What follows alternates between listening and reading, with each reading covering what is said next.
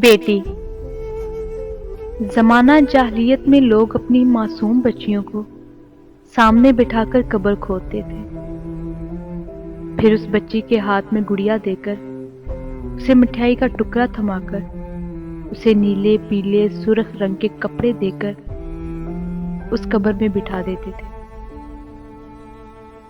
بچی اسے کھیل سمجھتی تھی۔ وہ قبر میں کپڑوں، مٹھائی کے ٹکڑوں اور گڑیاؤں کے ساتھ کھیلنے لگتی تھی۔ پھر یہ لوگ اچانک اسے کھیلتی مسکراتی اور کھلکھلاتی بچی پر ریت اور مٹی ڈالنے لگتے تھے۔ بچی شروع میں اسے بھی کھیل ہی سمجھتی تھی،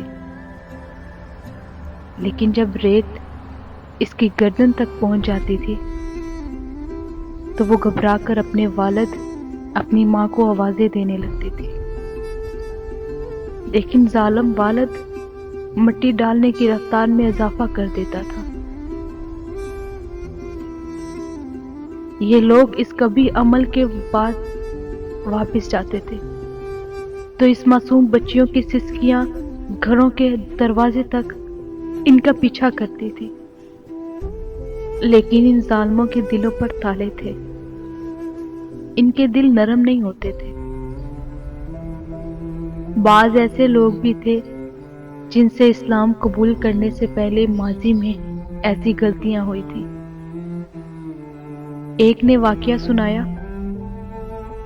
میں اپنی بیٹی کو قبرستان لے کر جا رہا تھا۔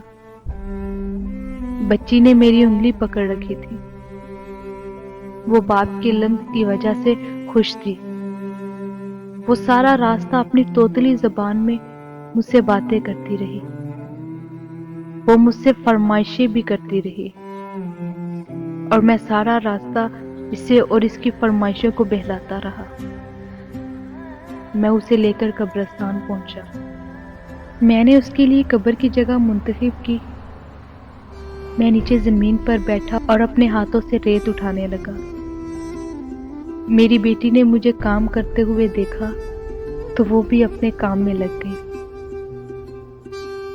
وہ بھی اپنے ننھے ہاتھوں سے مٹی کھودنے لگی۔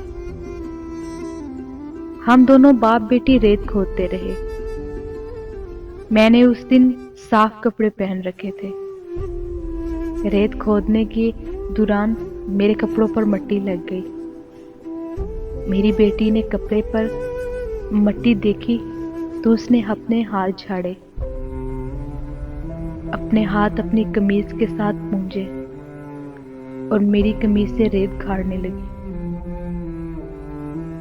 قبر تیار ہوئی تو میں نے اسے قبر میں بٹھایا اور اس پر مٹی ڈالنا شروع کر دی۔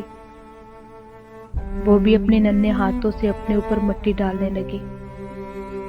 وہ مٹی ڈالتی جا رہی تھی اور کہکہا لگاتی جا رہی تھی اور مجھ سے فرمائشیں کرتی جا رہی تھی، لیکن میں دل ہی دل میں اپنے جھوٹے خداؤں سے دعا کر رہا تھا کہ تم میری بیٹی کی قربانی قبول کر لو اور مجھے اگلے سال بیٹا دے دو۔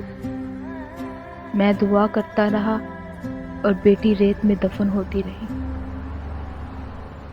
میں نے آخر میں جب اس کے سر پر مٹی ڈالنا شروع کی تو اس نے خوفزدہ نظروں سے میری طرف دیکھا اور مجھ سے توتلے زبان میں پوچھا، ابا، آپ پر میری جان قربان، آپ مجھے ریت میں کیوں دفن کر رہے ہیں؟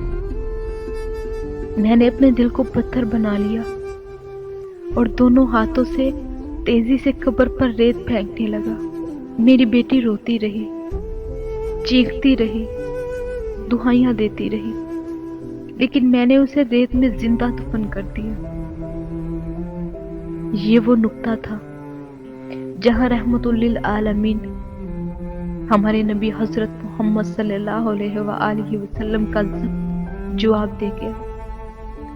آپ صلی اللہ علیہ وآلہ وسلم کی ہچکیاں بند گئی، داڑھی مبارک آنسوؤں سے تر ہو گئی اور آواز حلق مبارک میں گولا بن کر پھنسنے لگی۔ وہ شخص دہاڑے مار مار کر رو رہا تھا اور رحمت للعالمین صلی اللہ علیہ وآلہ وسلم ہچکیاں لے رہے تھے۔ اس نے اللہ کے رسول صلی اللہ علیہ وآلہ وسلم سے پوچھا، یا رسول اللہ صلی اللہ علیہ وآلہ وسلم، کیا میرا یہ گناہ بھی معاف ہو جائے گا؟ رحمت للعالمین صلی اللہ علیہ وآلہ وسلم کی آنکھوں سے اشکوں کی نہریں بہہ رہی تھی۔ ہمارے معاشرے میں آج بھی بہت سے لوگ اس نقطے پر غور دیتے ہیں کہ ہمیں بیٹا ہی چاہیے۔